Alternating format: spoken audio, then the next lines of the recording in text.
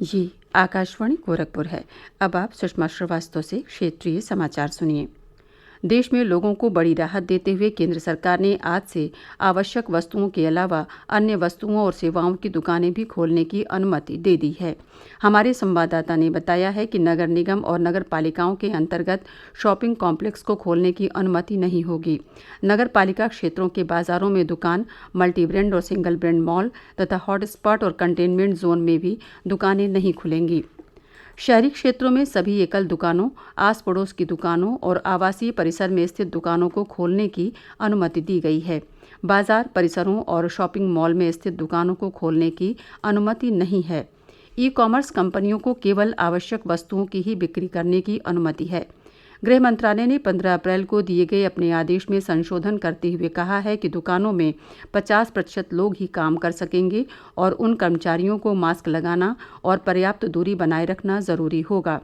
केंद्र सरकार ने स्पष्ट किया है कि सभी रेस्तरां, सैलून और नाई की दुकानें बंद रहेंगी। ये स्पष्ट किया गया है कि लॉकडाउन प्रतिबंधों के दौरान छूट केवल वस्तुएं बेचने और सेवाएं देने वाली दुकानों को ही दी गई हैं। प्रधानमंत्री नरेंद्र मोदी कल आकाशवाणी पर मन की बात कार्यक्रम में देश विदेश के लोगों के साथ अपने विचार साझा करेंगे। ये कार्यक्रम आकाशवाणी और दूरदर्शन के समूचे नेटवर्क पर प्रसारित किया जाएगा। ये कार्यक्रम आकाशवाणी समाचार की वेबसाइट www.newsonair.com तथा news on AIR mobile app पर भी उपलब्ध होगा। हिंदी प्रसारण के तुरंत बाद आकाशवाणी इसे क्षेत्रीय भाषाओं में भी प्रसारित करेगा। रात को 8 बजे से क्षेत्रीय भाषाओं में इसे दोबारा सुना जा सकता है। सरकार ने औद्योगिक विवाद कानून के प्रावधानों के अंतर्गत बैंकिंग उद्योग को 21 अक्टूबर तक 6 महीने के लिए जन उपयोगी सेवा घोषित किया है। बैंकिंग सेवाओं को इस कानून के प्रावधानों के तहत लाने के बाद 21 अप्रैल से बैंकिंग क्षेत्र के कर्मचारी और अधिकारी किसी भी तरह की हड़ताल नहीं कर सकेंगे। देश में करीब 7.5 करोड़ लोगों ने अपने मोबाइल फोन पर आरोग्य सेतु ऐप डाउनलोड किया है। इलेक्ट्रॉनिक्स और सूचना प्रौद्योगिकी राज्य मंत्री संजय धोत्रे को कल वीडियो कॉन्फ्रेंस के जरिए लॉकडाउन के दौरान मंत्रालय के विभिन्न विभागों और उपक्रमों के कार्यों की समीक्षा बैठक में ये जानकारी दी गई। श्री धोत्रे ने कोविड-19 से संघर्ष में इस ऐप को सर्वाधिक उपयोगी बताया। मऊ के जिलाधिकारी ज्ञान प्रकाश त्रिपाठी ने कहा है कि जिले में मानक के विपरीत किसी भी दुकान या व्यावसायिक प्रतिष्ठान को खोलने की अनुमति नहीं होगी। उन्होंने कहा कि नियमों के विरुद्ध दुकान खोलने वालों के खिलाफ कड़ी कार्रवाई की जाएगी। उन्होंने कहा कि जिले में लॉकडाउन 3 मई तक यथावत जारी रहेगा। अयोध्या जिले में भी दुकानों और व्यावसायिक प्रतिष्ठानों को खोलने की अनुमति नहीं होगी।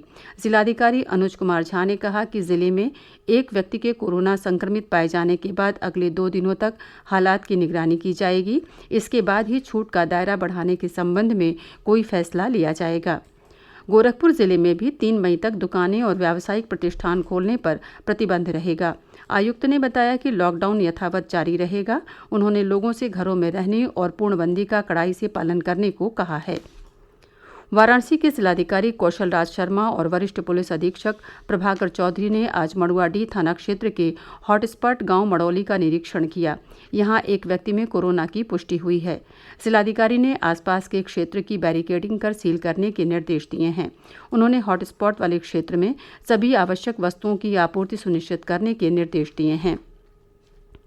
गोरखपुर के मंडलायुक्त जयंत नार्लिकर ने संत कबीरनगर जिले से लगे जनपद के सीमावर्ती क्षेत्रों में विशेष सतर्कता बरतने के निर्देश दिए हैं।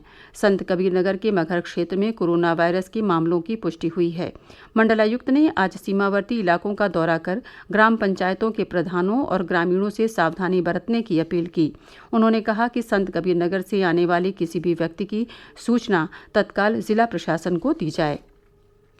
कुशीनगर जिले में मौसम विभाग ने आगामी 27, 28 और 29 अप्रैल को वर्षा की संभावना जताई है। कृषि विज्ञान केंद्र कुशीनगर की ओर से बताया गया कि अगले कुछ दिनों तक जिले और आसपास के क्षेत्रों में हल्की से तेज वर्षा हो सकती है। देश भर के मुसलमान आज रमज़ान के पवित्र महीने के पहले दिन का रोज़ा रख रहे हैं। दिल्ली जामा मस्जिद के शाही इमाम ने कल शाम रमज़ान का चांद देखे जाने की घोषणा की। श्रद्धालुओं ने कोविड-19 के दौरान राष्ट्रव्यापी पूर्णबंदी का पालन करते हुए कल रात तरावीह की विशेष नमाज अपने घरों में अदा की।